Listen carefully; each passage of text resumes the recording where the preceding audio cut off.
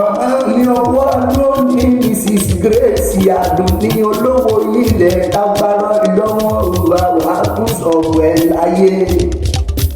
bọ́jọ́ tẹ̀mí bàbá ní láyé ọyẹ́ ká dúpẹ́.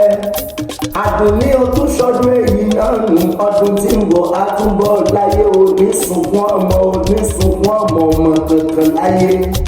Ire níwá ire lẹ́yìn ìlágbára lọ́wọ́ wa. Torí ọjọ́ ìbí rẹ̀ òní ni àwọn ọmọ fi gbé mi débí o. Látòrí sáǹsì tó fi dórí Ayọ̀mídé wọ́n ní kí n wá kí girama kú ọdún. Màmá ọdọọdún làárọ̀ ọdọọdún lára àwùsá. Ọdọọdún làárọ̀ òkèlò ní àgbẹ̀ ó ti sọdún èyí náà nù. Ọdún tí ń bọ̀ nílé ni. Ìgbà àdé rẹ̀ èlé ni. Àwọ̀ òde rẹ̀ èlé ni. Ọkọ̀ tó Èkìtì nílé bàbá rẹ̀. Ọmọ ẹlẹ́ni àjẹ́ ọmọ ẹlẹ́ni ẹ̀wẹ̀lẹ̀. Ìwọ lọmọ ọlọ́pọ̀ tó ojúrúbe. Ọmọ amúwẹ̀kùn ṣeré ní ìbújẹ. Ẹja gbogbo ń dádé. Tọ̀wẹ̀ náà ń dádé àfúnwéjìwéjì.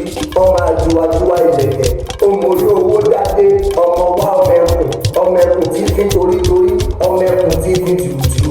Atẹ́ni tí ó pẹ̀kun. Atẹ́ni tí ó rẹ̀kun. Atẹ́ni tí ó dẹ̀kun. Ògèrè ni wá ti mọ̀ náà dẹ̀kun nílé bàbá rẹ̀. Ìyẹn lè fi tí ń jẹ ilẹ̀. Ìjẹ̀ṣà nílé yèyé rẹ̀. Ìjẹ̀ṣà gbogbo àpàlọ́dà. Ọmọ ẹlẹ́ni àtẹ̀ká. Ọmọ ẹlẹ́ni ẹ̀wẹ̀lẹ̀. Ìjẹ̀ṣà oríṣi ìsánú. Ilé lẹ́rú ọba tí mú lọ́rùkọ. Ìran Ìjẹ̀ṣà ní sìnkú lóṣòló. Ẹrú bàbá wọn a máa ṣe pẹ́pẹ́yẹ. Ọmọ olókun àdó. Ọmọ olódó jẹ. Èmi ò ní bàbá Ìjẹ̀ṣà rẹ̀. Kí n má tóbi tó gbó káká. Ogun làdá. Wọ́n gbòbí lọ́wọ́ rẹ̀. Ọmọ ogun tí gba bẹ́ẹ̀ ni Ìjẹ̀ṣà gbogbo àpàlọ́dà. Ogun torí ikán. Ogun àwọn ìjà Hausa. Ogun torí obì. Ọjà Ìjẹ̀ṣà. Ọdún ogun jà Hausa. Ogun kókó. Àdùnní. Ọdún ogun jà Ìjẹ̀ṣà. Wọn ò lè kóbi bàbá rẹ̀ lọ. Èmi ò ní bàbá Ìjẹ̀ṣà rẹ̀. Kí n má tóbi tó gbó káká. Obì tó bá fẹ́ tẹ̀ ní. A máa wọ̀ sápẹ̀ nílé yeye rẹ̀. Èyí tí ọba fẹ́ tẹ̀ ní. Àwọ̀ sínú owó. Ẹranko burúkú. Àmọ́ olóhùn jẹ. Happy birthday to you o. Màmá mi Mrs Olówó ilẹ̀. Àdùnní Grace girama kórì má jọ ọ̀kanjúkú láyé.